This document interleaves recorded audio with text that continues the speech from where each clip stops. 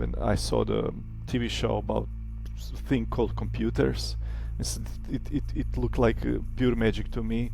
You can do something, draw stuff. It's just like something. It was about painting, and I was like mind blown. My mom actually gave probably the last penny into this, so it was a big trust, and I hope that it turned out well. We were working like for 5 years until we developed an engine, because the engine was then back then sold like, I don't know, our engine was $1 million or something, and we didn't have like $10,000 probably. And it was our last chance. If that doesn't go, we are done.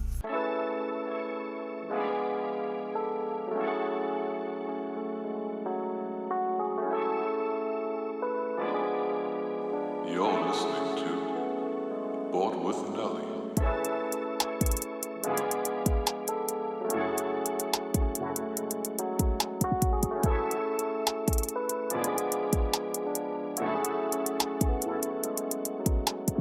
I want to know a little bit about the history of Croteam yourself, your love for video games. So let's go all the way back to when and why you decided to make video games. Okay, well, it was a really long time ago, like not half a century, but almost like several decades ago. I was in the elementary school with my friends. There was a time when I saw the TV show about thing called computers. It looked like pure magic to me. You can do something, draw stuff. It's just like something. It was about painting, and I was like mind blown. And I don't know, probably a year later or something like that, the ZX Spectrum appeared here. We were able to buy this computer, and my mom bought it. Thanks, mom, for that. Yeah, very good decision. Actually, I was unfortunately, my father died in an accident. So my brother and myself were like two young kids, and we are approaching the teenage years, and so my mom saw what to do, how should she take on this I don't know, parenting, and she was advised, and I think to go this is the thing that could maybe occupy her son or sons to a certain degree, and push them in the right direction. And actually that was true, but my mom actually gave probably the last penny into this, so it was a big trust, and I hope that it turned out well. Did she buy the computer for you to do Excel, math, or was it for video games? Well, no, it was she just heard that this is like a thing that is a future something, and it will push me towards the engineering, maths, and stuff like that. Wow. So something that Very will smart lady. Yeah, that will do good for me, and could occupy me, and maybe the streets will not get me. So Yes. so she invested in this with the hope that it will bring some good into my life, and actually it really did. I was again mind blown. This is actually, I will tell you 3 times I was mind blown, but I will continue the second and third time. But first time, games, computer, like that was like unbelievable. Like that experience, like playing some 2D games, and especially Elite Dangerous, Elite, which was my favorite game at the time. I know that my mom actually, I remember that my mom took my like a cord that would connect the Spectrum with the TV. She took that away, but of course I was very creative and made my own in a day or two. Sorry, one moment. I have look at this guy. Sorry. Beautiful. Yeah, sorry. I need to get him something to distract him. This was a start. It was mind blowing for me. I enjoyed this, and then the thing was that in my elementary school, I was 7th, 8th grade, when I got my first computer. In my class, there was a guy called Tomislav Zeljko, and his brother Robert Zeljko actually was one of the first guys who made a game by himself, and a video game called Zbudjeti Junction on ZX Spectrum with 2 other guys. I think one was from Slovenia, one was from Serbia. I don't remember correctly, but I think the 3 guys made that game. Muraya was there. I don't know, some older guys, very nice people. Why? Because I heard that they earn some money. My classroom friend told me that his brother, who was bragging, his brother made some nice money. He bought himself like a stereo, or it was a VCR video recorder thingy, and it was like, what? So you can you can make games and make money out of that. It's like, that was like, I don't know, that was it for me. It was just enough to try to pursue this as a dream life scenario for me and myself. And 80s, yeah, I would say, yes, even early 80s. I'm 72. That means I was 13, 14 years of age probably when I heard that. Yeah, mid 80s. And then yeah, I also was going in my classroom with Roman Ribaric and the other very nice guys and friends. We are still friends with some of them, but with Roman.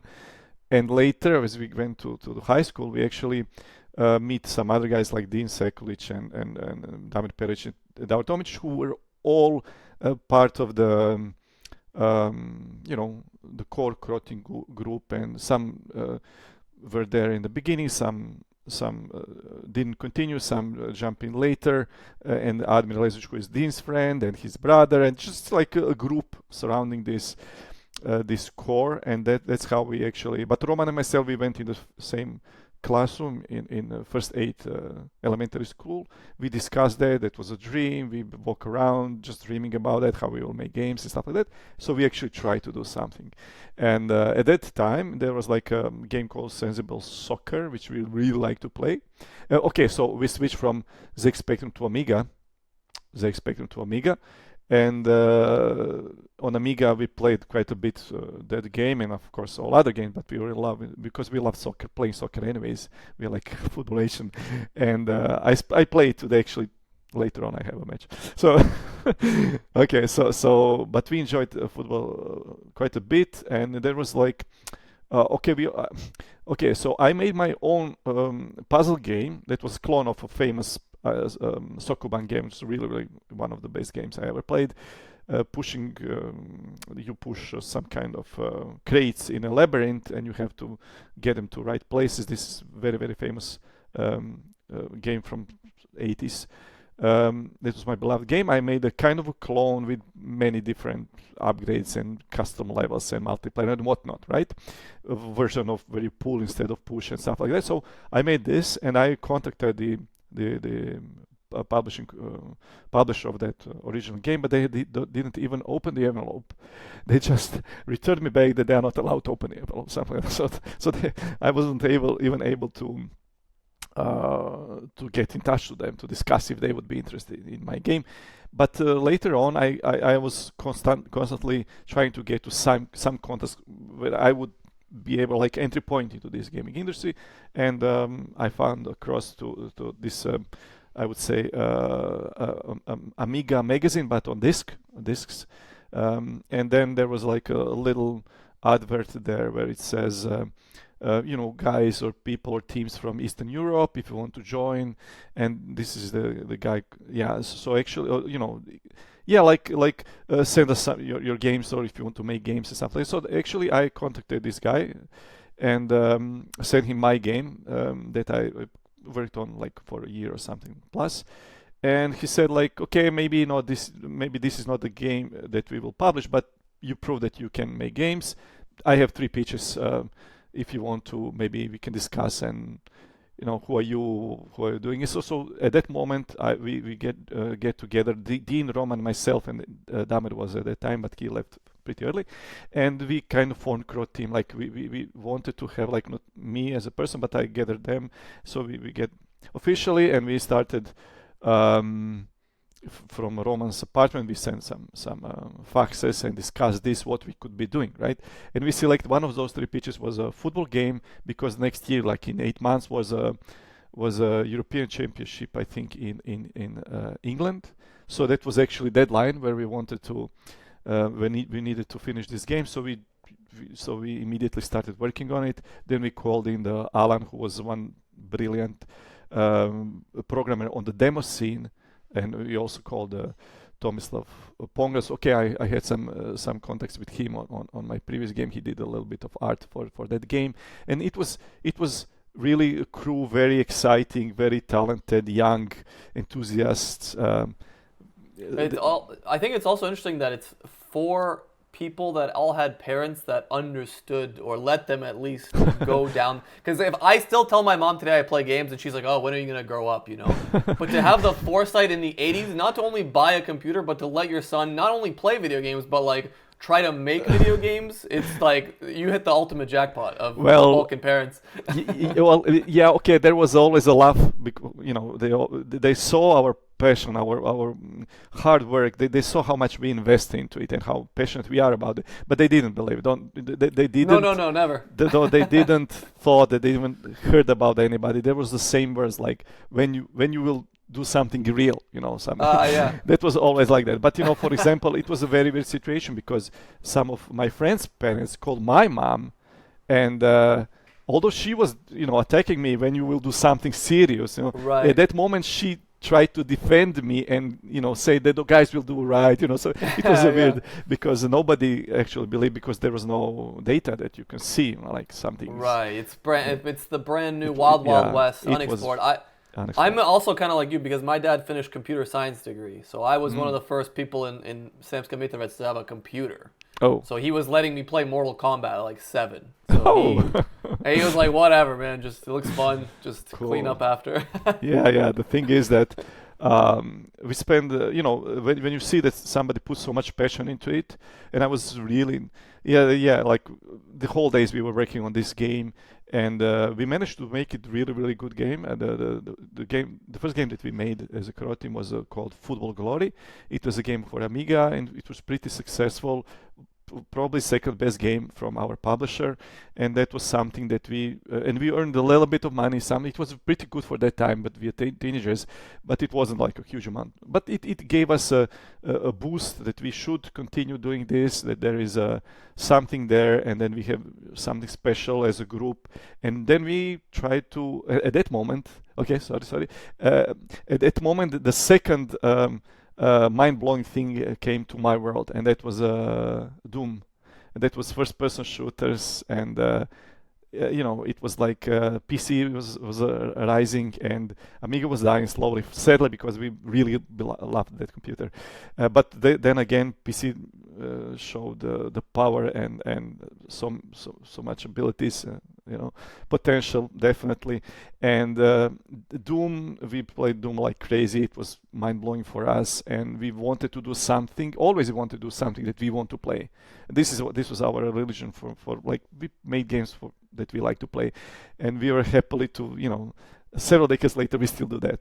And when you made that first game on the Amiga, and you showed friends, family, I'm curious what that was like. Hey, here's what we've been doing in the basement for the last 3 months, and they're just like, what the hell is this? Yeah, well, of course our friends were like charmed, and they didn't know anything about this, and it was like magic to them. But we were always pretty quiet. We are not good still today with our advertising, as you said. That nobody, people don't know about Croteam that much, about our games. We're not that good at promotions.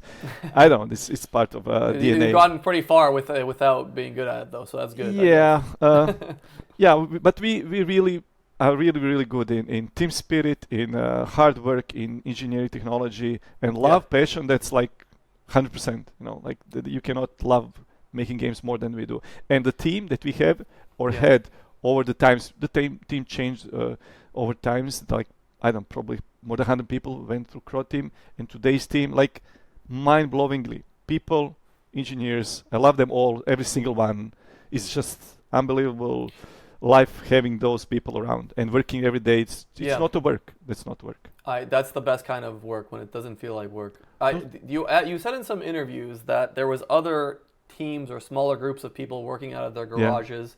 And what is that the difference then between the ones that kind of made it and the ones that didn't? Is like they didn't have that longevity and passion, or is it just unfortunate circumstances, or is it, what factors? Well, why did you rise to the top, I guess, is the question. Maybe both. Maybe I think that make it just small mistakes.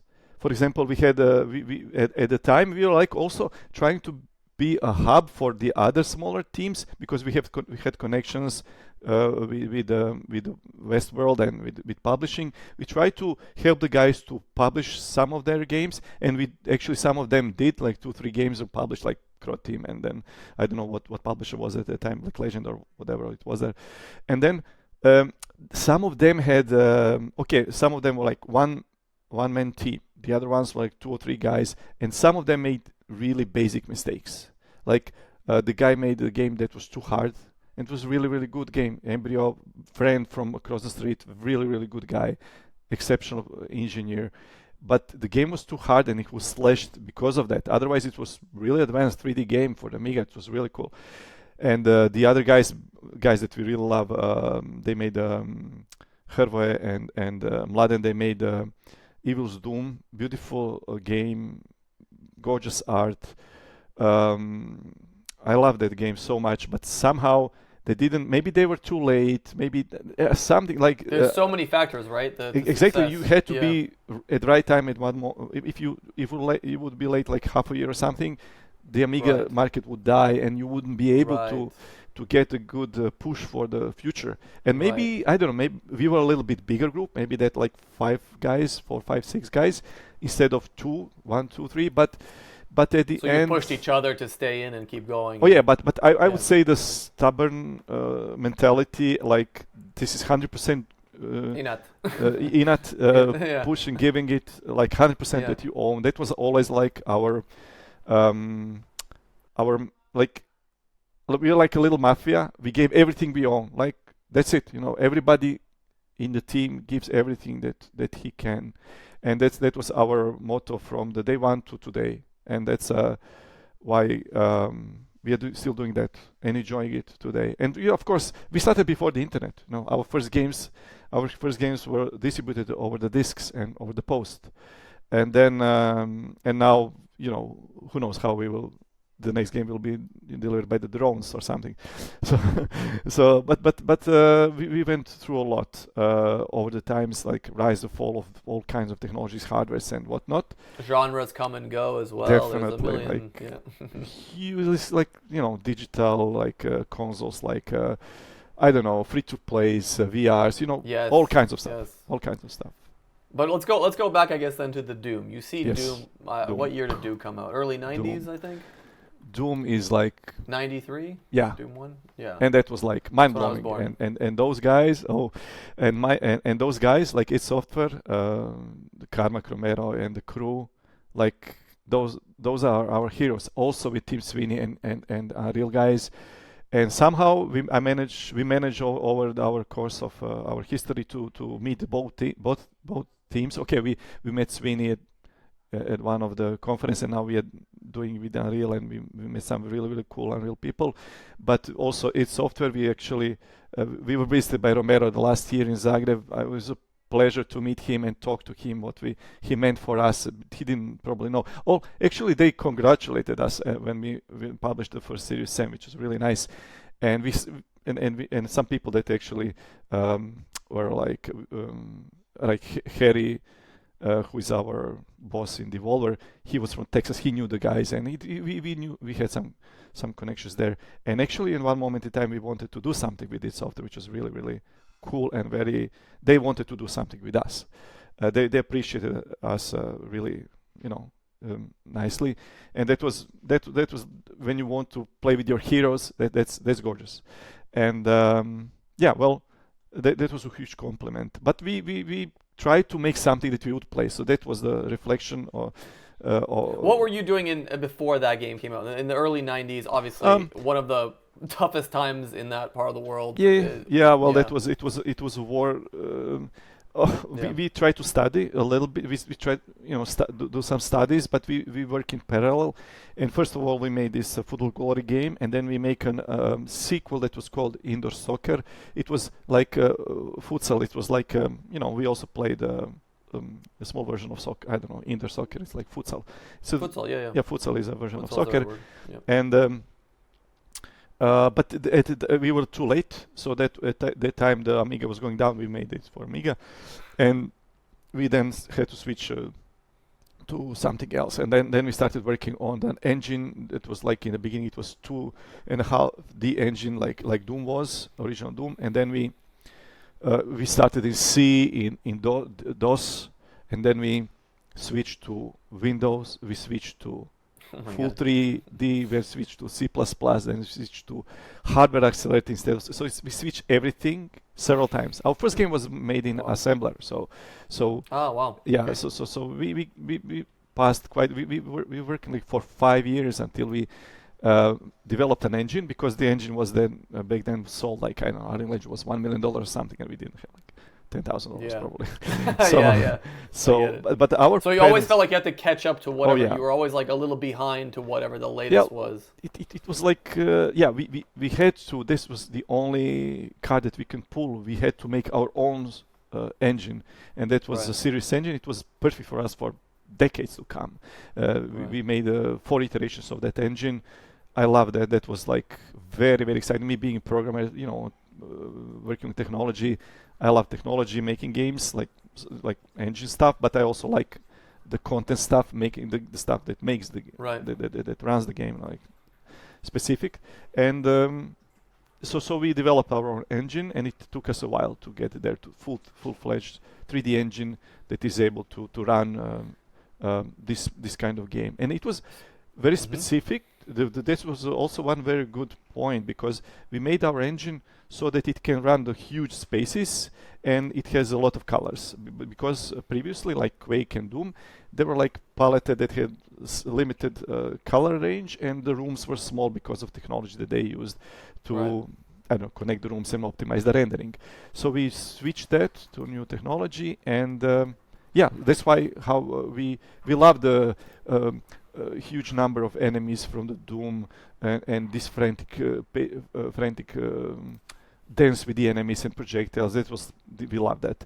But we also love many other games. I don't know, Duke Nukem we love. We love the Duke Nukem. I was gonna say, MDK. big one. MDK was amazing game from back those days. So many different Turok about the guns and stuff. So many different influences went into the Series M. Also some stuff from our comic books that we read. I don't know, Alan Ford or Zagor.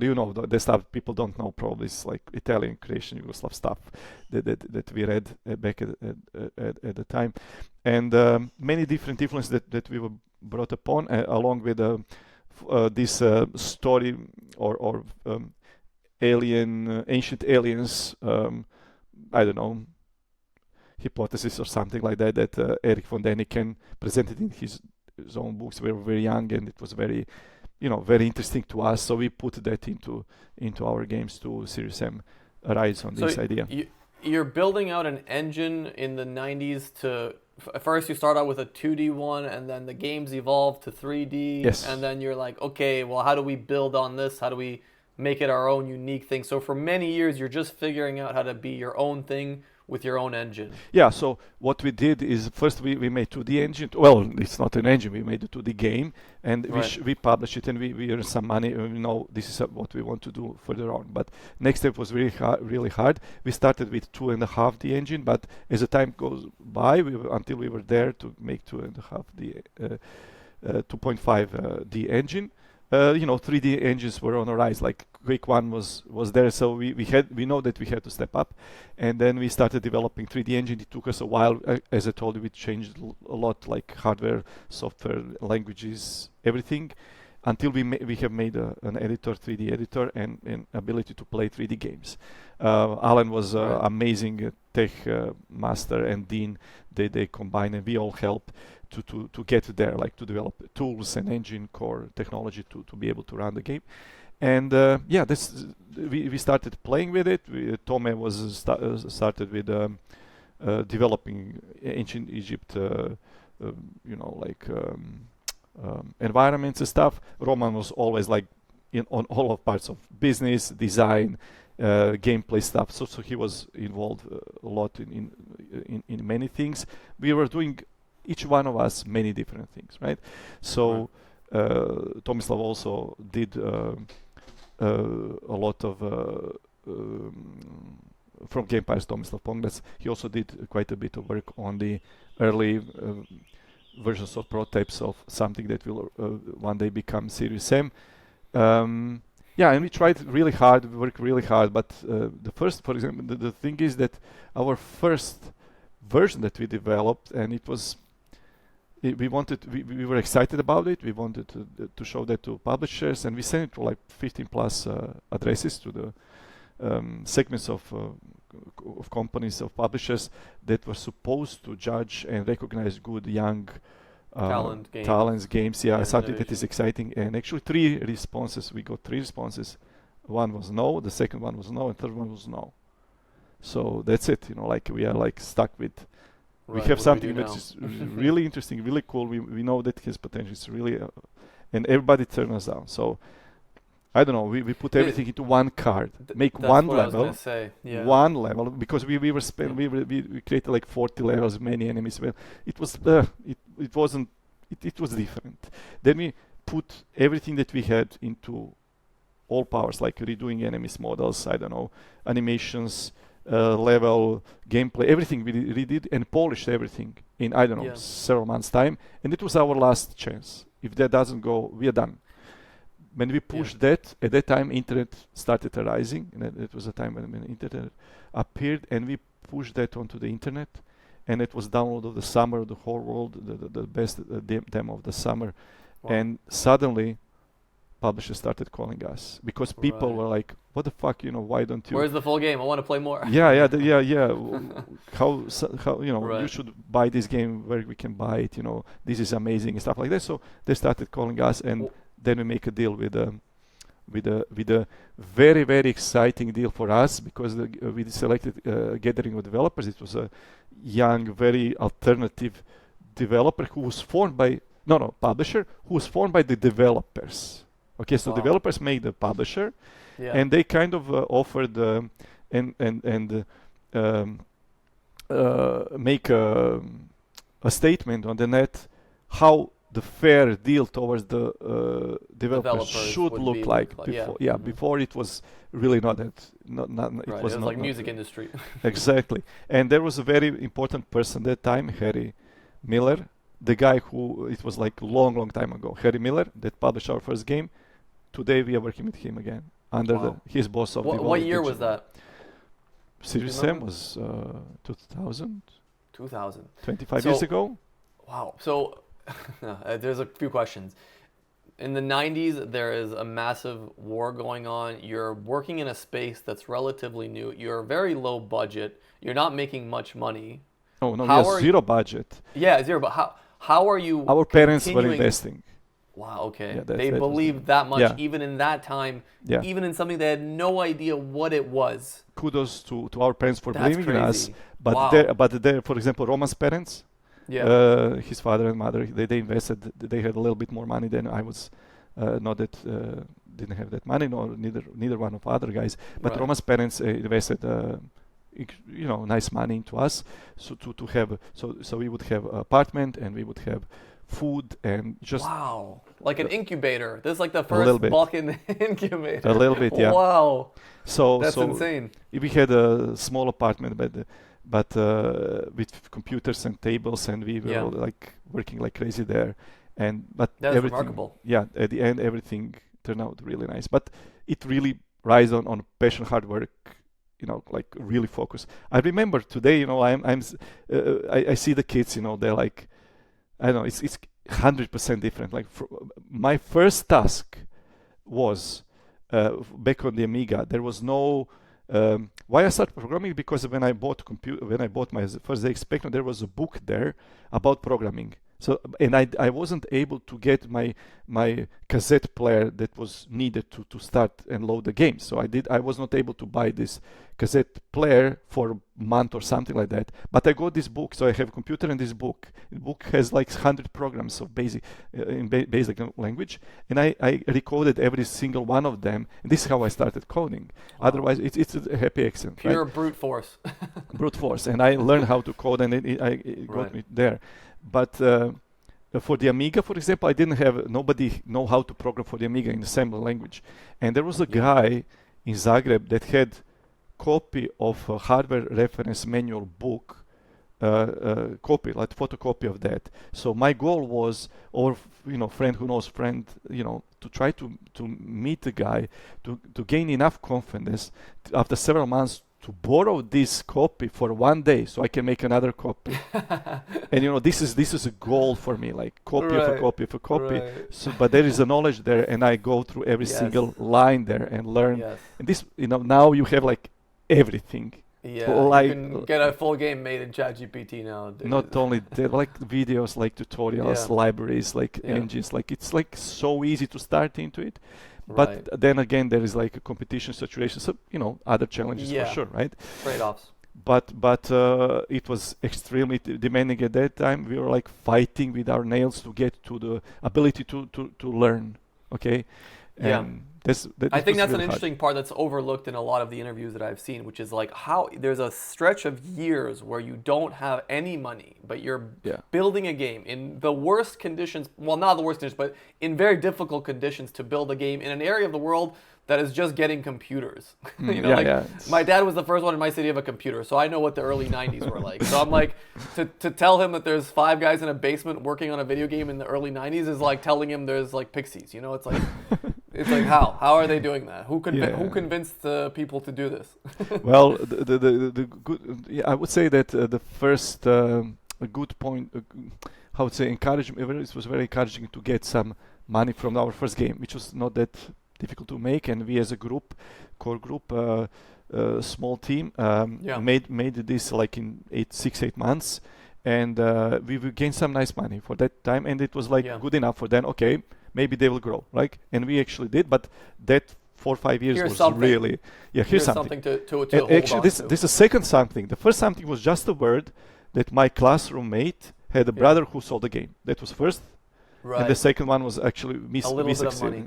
A little bit of money. Then we invested like 4 or 5 years, and we were like growing. We finishing universities and stuff. Like, so come on, it's time. Right, it's time. And Prime we time. got a little bit nervous, but we have something, and yeah, it was hard. We worked like I remember we worked like 364 days in a year. Holy One day, shit. actually, it was a Christmas time. Oh no, it was not Christmas, but it was not New Year, the day before New Year, like Christmas, New Year's Eve. New Year's Eve, and we were there until 9 o'clock working. So it was really there was just a little space for, I don't know. I used to play football, and but the other parts of the day were mostly programming. And for example, Alan he's genius. So he actually studied the hardest university in Croatia, in Zagreb. It's called Fair now, but it's the best university until electronics, yes, until 9, 10, 11 in the morning, and the rest of the day he would code. So in the morning, university, everything excellent. So he's just a genius. But it was like very, very important for us. We did everything, and conditions were not excellent. Like we rented one building, one apartment in a building that had like flat floor, and we were there, like just the topmost floor, and it was so hot. There was no air conditioning. It was like, I don't know, we were boiling. We were like coding in our underpants or something like that. We were completely naked up because it's sweating. And Hey, you have photos of that? I can add in the video. Let me know. I don't know, but if there's any photos, I don't know if you want to see them. No, I'll blur out anything, but no, it's a funny premise. No, it was really hot. I remember we were boiling. Your brains were melting down, but you still need to code, right? So it was interesting. Right. Hard times, but best times. Not every time is the best time. Today is the best day, but everything that you do with such a gorgeous bunch of people, it's amazing. It's not just like they are like professionals. They're like best humans. They have awesome spirit. They have zero, bad intentions in themselves. They're like dreamers, and then if you're surrounded like that, you never grow. Have several decades on my back, but I actually in your head you don't never grow when you are surrounded by these like dreamers, I would say them, but also professionals, beautiful humans, beautiful. So Doom is coming out. You eventually get your own engine. You're building Serious Sam. You publish it online, a demo. It does really well. Explodes. You're one of the first. Your demos were still not a big thing back then. So demos Were you the first? No, probably not the first. Demo, I don't but know. Up there. No, among the first probably because we didn't have anything else. This was our Right. last chance. Like we Right. tried with publishers directly, no go. So I don't know. We think it's awesome. Let's wrap it up. Something that is meaningful, like 45 minutes, 1 hour of gameplay, Right. polished. Let's do that, and then everything is exploded. Did demos come in the back as a? Was this too early for demos to come into magazines? You know, sometimes. No, I think that was the time. That was the Okay, time, first it was started downloading from the net, but also then it appeared on many CD covers and Gotcha. on the magazines and CD covers. That's how it spread. And even today we got we have very nice. Actually, many of our team members today arise from came from the community, mod community, and they were like fans, and they tell us their own stories, how they started with Serious Sam, and they were very excited, and they become like melted into the company spirit and what we want. Part to of the achieve. team. Yeah, well, part Yeah. of the family team. Oh, That's family, the yeah. same. We are not very Yeah. corporate. I have to say that. Right. Okay. Fair enough. Yeah. And you also mentioned that in one of the interviews that a big website published a positive review, and that was a factor in the success as well. Oh yeah, obviously. yeah. That was Yeah. like the guys that actually wrote Portal. They worked for Valve, and Right. they had a very nice site where they somehow they hated, I don't know, crates in first-person games. shooters. Oh, shooters. Yeah. Yeah, and something like that. So they counted how long does it take to get to a crate in a game, and we didn't have any crates, like in our game. And they had like this fun interview with our CEO Roman. He's like heart and soul of Croteam, and then he didn't even know what crate means. So it was Right. extremely funny, and that put a lot of spotlight to our game. And yeah, everything was really, really nice and exciting. Actually, one of these days, I have seen somebody posted on our internal forums an image from one of the very, very famous game magazines. I don't know, it's GameSpot or something like that.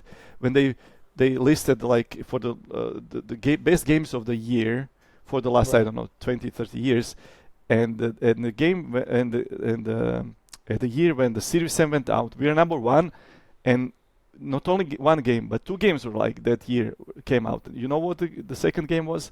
GTA 3. Whoa. So Grand Theft Auto and Yeah, Series 7 were the that's- best games of the year that year. So it was That's really crazy. funny. They kind of Yeah. grew a little bit, but Yeah, but it was nice to see how we develop over time. In some interviews, you said you kept going because you felt like you had something special when you were playing the game. And I've talked to some video game developers, and the thing that they've told me when they know they have a good game, because developers, after a long career, they work on really big games, they work on slightly less popular games, they work on games that don't do well. They tell me the thing that stood out to them as to the difference maker was that everybody was playing the game after work hours all the time. Oh, So yeah. I talked to like Sandy Peterson, Age of Empires, and I'm like, how did you know Age of Empires is going to be the success it is? He's like, dude, everyone was playing this game. They were working 12 hours a day, then they would stay at the office another 6 hours and play LAN Age of Empires. Was there a similar moment or a similar feeling? Oh, yes. What was the Yeah, I think it was especially our Damian Mahuans, who is our music genius behind all of our games. He played like crazy. He even, I think at the end he was able to play the game or the demo just with the weakest weapon. It was like challenges like that. Right. So like yeah, Twitch stream challenges now. At this yeah, point. something like that. And Yeah. we enjoyed it a lot. We tried to play on hard and serious difficulty. We tweak it up, so we enjoyed it, and so it was hard for us, and we played a lot, and it was really enjoyable. I loved playing Serious Sam. I like this dancing with it was so many funny situations and adrenaline pumping stuff. We love that. And of course, when we said that we have something special, I think that you made several videos that are kind of related to this area, this kind of humor style, spirit. Right. We were grown in very strange, special place. I would say this area of world. You can also see, we have very special sport. Like density of very successful sportsmanships and teams Yeah. coming from this area is, like ratio is too good. It is very, very good. Small amount of people, I get what very you're good, very good. High-level athletes. High-level for athletes, yeah. example, So Modric, stuff- Djokovic, Yeah, Jokic, exactly. Luka You know, Doncic. Like, Yeah, everybody's asking how Croatian national team managed to be like third in the world twice and second in Yeah. the world like in 20 years. Like it's impossible. Countries we beat Brazil like several years ago in Qatar. It was like I know. I was unbelievable. here. I watched it with a bunch of Croatian fans. I dream of the day we're good at football. I dream, but not in Well, my lifetime. Yeah, well, the thing is, this is very interesting, and this is very Yeah. correlating with Croteam because Yeah. the spirit that grown, first generation of Croatian football players who played outside, they were very proud about, the being Croatian and showing of your country in the best possible way. That was the cult that was built 20 years ago, and from Right. that point, moment in time, every single generation passes it on to another one. For example, Modric, like this is like giant of human giant, like sportsmanship, and how much he gives. He would probably give everything that he earned in Real for one Croatian medal or World something Cup. like that, Yeah, World Cup or something like. 100%. But he's like unbelievable. He's 40 now. He's giving everything, trying to get to World Cup with Croatia again. So, Right. but this love, but you can also feel the love of people. And those guys, they have money and everything, and they don't earn money. There's like 1% of their money comes from national teams. But Right.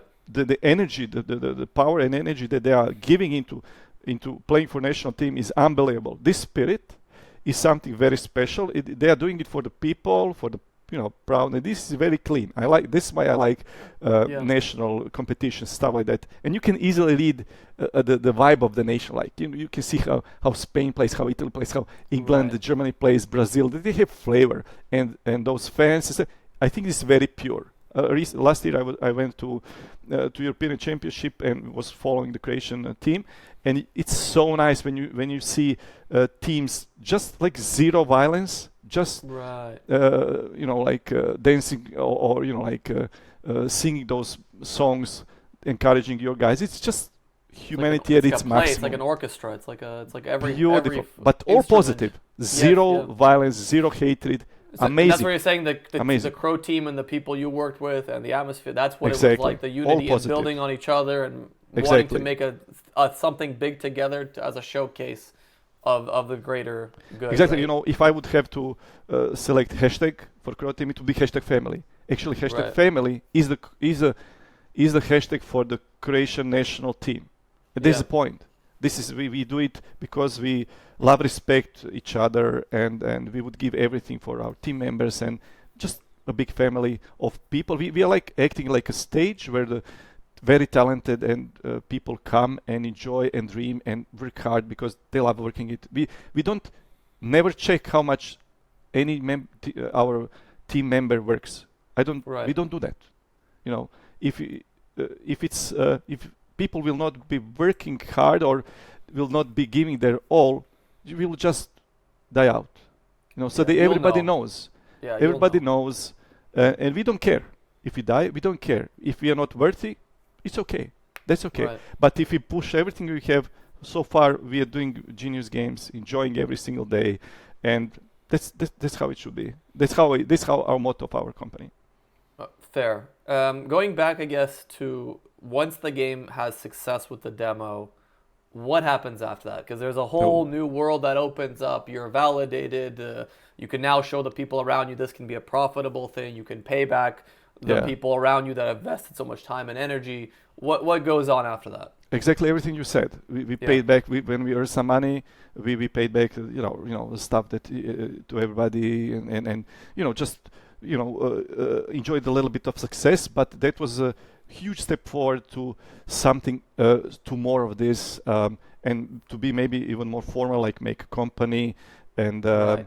Continue to just do what you're doing. continue to do that and trying to it was really fight for salaries in the beginning. Then we Right. had salary, then we can start thinking about the families and you have something.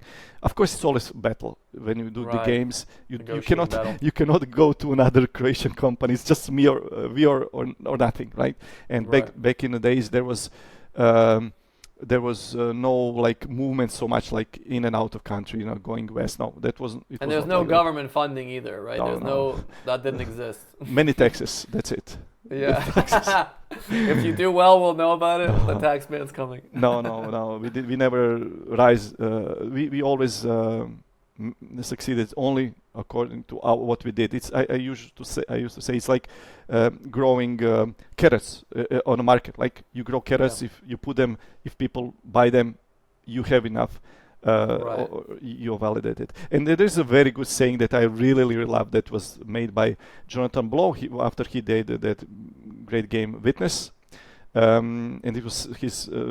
He invested a lot of money into it. So interviewer asked him, like, did you make any money? Are you satisfied? Did you manage to cover the costs and stuff like that? So he said, okay, first Sony put a lot of money. I spent everything.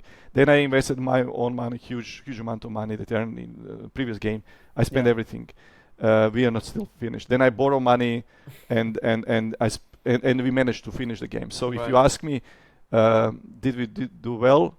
I tell you this, for the game developers, if you have enough money to make another game, you are successful. Right. If you get a sequel. Yeah. You can continue making games, you're good. Yeah. So that's what we always fighted for through all of this. Sometimes you get really good results, a little bit, excess and stuff like that. It's always enjoyable, of course, but sometimes, it's ups and downs over the times, but we managed to survive to good and bad.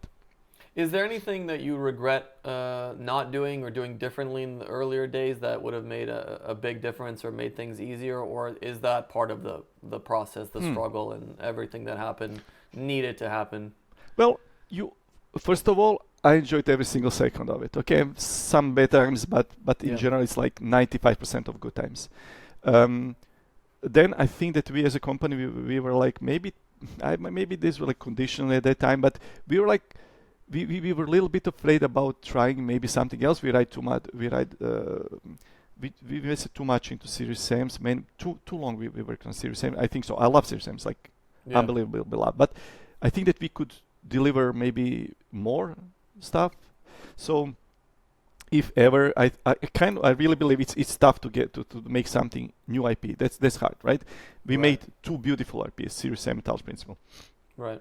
Both of them are like diametrically super, like opposite. Complete opposites. Complete opposites. One is story driven and simple and not high octane. The other one is not story driven and complete. Just show. So what people said, like, don't kid me. You're not kidding me. Like Croteam made the philosophical puzzle. Right. Like they are making like brainless shooters. It was nice marketing actually. But this is actually shows that we can have more flavors to offer. I think so. I don't know. Who knows what the future will bring. I hope that we'll manage to do the third IP. I would love that. And even more.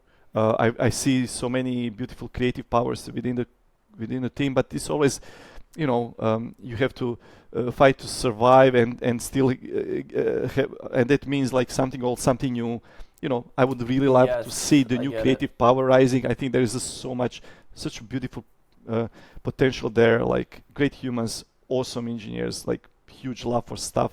So we'll see. Developing in that region of the world, any plans or how you're kind of hoping that the video game industry takes off there? I live in Valencia. There's a big video game development and design scene. Mm-hmm. I'm wondering how these things start and grow, because I don't think there's a lot of video game studios in the Balkans. I could be wrong. No. I know Top 11 is a video, like in Belgrade, they make a football app. That's the only other big one that comes to mind, but I don't know if there's a big desire for that kind of scene. Well, there are always, I would say, many, maybe even 100 plus little teams are trying, right? And I would say there's a handful, like 5 to 10 bigger ones in Serbia, and there are like many. Serbia is huge on mobile, really big, much bigger than Croatia. Croatia has one huge company that was really successful. Awesome guys, but all are awesome. Top 11 guys. Top 11 guys are really awesome. The stuff that they did with face capture, the technology that they did those guys are amazing. but also we had one guy that was initially started and was for a long time part of the Croteam, Tomislav Pongac. He did amazing and formed an amazing team and make an amazing game that is called SCUM. Actually, one of these days it's going out. It's SCUM. SCUM. It's the best-selling in first day. I don't know how it's the best-selling game on Steam ever. It was really, really successful. I think so. The guys made an awesome game. He's a very special part of Croteam history too. Cool. We grew together, starting making games, and we also cooperated on SCUM a bit. And so it's we.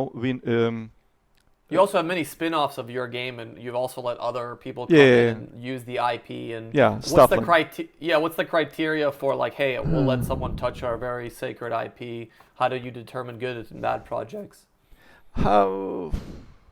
Because there's a lot of some of them are not that good. Some of them are really nice and cool, but you don't know. But we have to give them a chance, kind of, and see what we love that people. The more people making games, we are happier, right?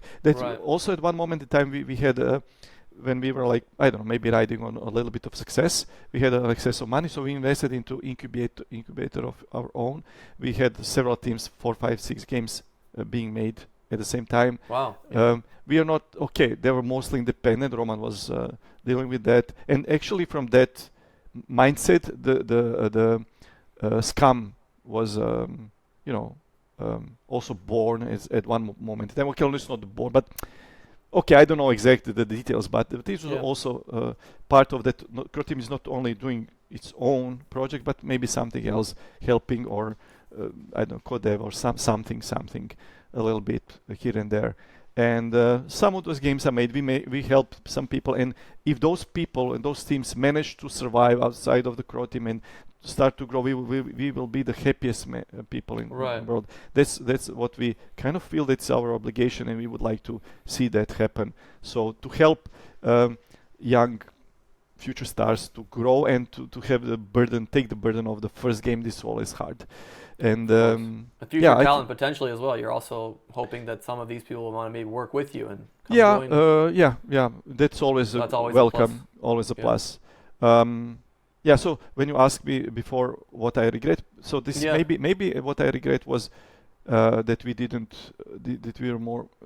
we were not more adventurous, maybe. But times dictate.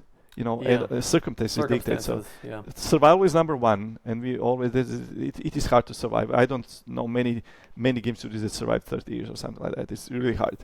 And but especially from that part of the world, you're the only one. There is no investment. There is no people angel investors. Not only that, but there is no market for the developers. There's nowhere you nothing. can go. No, it's really hard. But we managed to somehow, I don't know.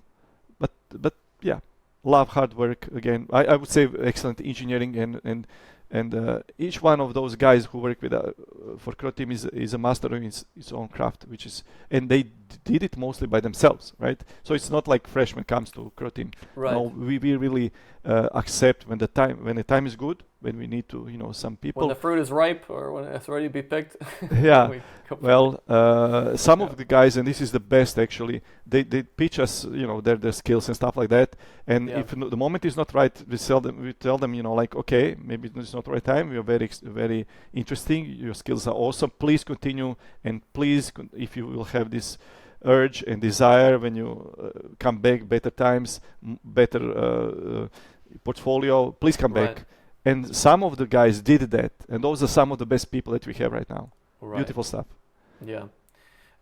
We've done almost an hour. I have one more, I guess, question is, you've come a long way since the sweaty upstairs room, no pants, to having your own physical location, studio, 2 successful franchises, because now you have a second game for that. So what do you look forward to? What's the future? What gets you excited?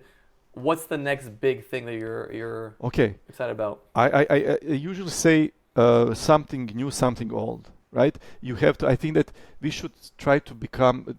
We should try to be safe and fight against whatever circumstances in the world, is a really bad situation for the game industry in general Right. these days. And situation is unbelievable. Everybody's bringing A games, like beautiful games, and like thousand. I think it was 90,000 games or something like that last year on Steam only. So it's extremely crowded, extremely saturated. But I think that we can still deliver something gorgeous, both new, both old, and we'll try to do that. And my personal goal is so that the young guys, the young guns, go forward, and I would enjoy immensely if new creative power in Croteam would rise. I'm looking forward to that. This is very extremely exciting. But still, Yeah. we the old guys have a lot of power and fire in ourselves, and we love doing this. So this would be the best combination, like something explosive, new, current, modern, something maybe, I don't know, Croteam stylish. I don't know. Croteam style. Does it feel a little bit weird to think about the past and think about what you have now and like just like come into the office like, hey, this is a studio we built with our own ingenuity and success and Yeah, it is. Sometimes it's a little odd, right? Yeah, it is real raw. But you know what? I would say one thing is certain, and I think that you should never. We didn't never made this mistake. We never become comfortable. You always have to Right. be on the edge. This is very competitive. Every single day, every single game, every single project. Yeah. You have to show, like, change technology, change the gameplay style. Change, adapt. To the You must the new suffer in stuff. some way. You gotta suffer for the Yeah, for the but- reward, but Yeah, suffer but- in a good way. Suffer is suffer- not. you Yeah, enjoy it, maybe the enjoy, wrong like, word. You're Yeah. like Work sadist. for it. Work hard for it. Yeah, maybe suffering is a bit dramatic, but to really work for something, Oh, yeah. it has to be difficult. And you have to adapt constantly. Every single Right. project.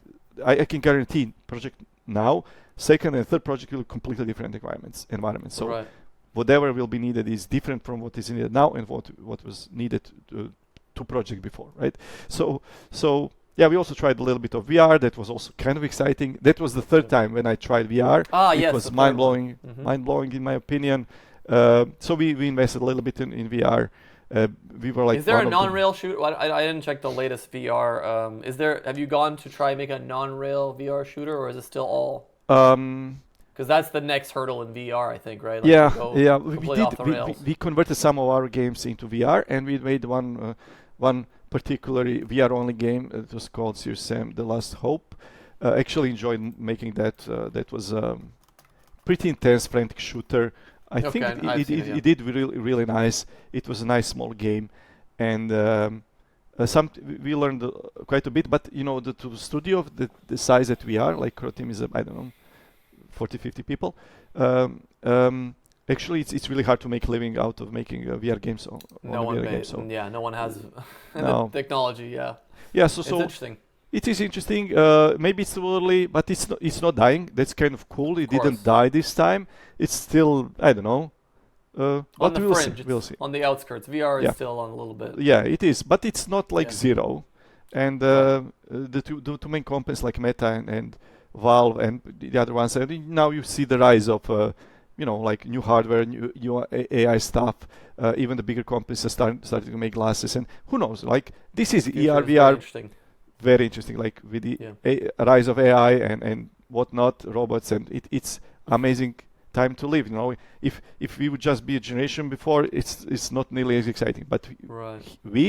we caught like computers, internet, I don't know, drones, ER, VR, One of the AI, craziest whatever. computer booms in history. Or, yeah. Not only the Experience. knowledge, like Yeah. like not like a standard model of physics, whatever, like a genome. Everything was in our lifetime. So we are so blessed to live in this part of human history. Very blessed. Now is the best time. I think that's a good place to end it. Yeah. Thank you so much for your time. Oh, pleasure, man. Pleasure.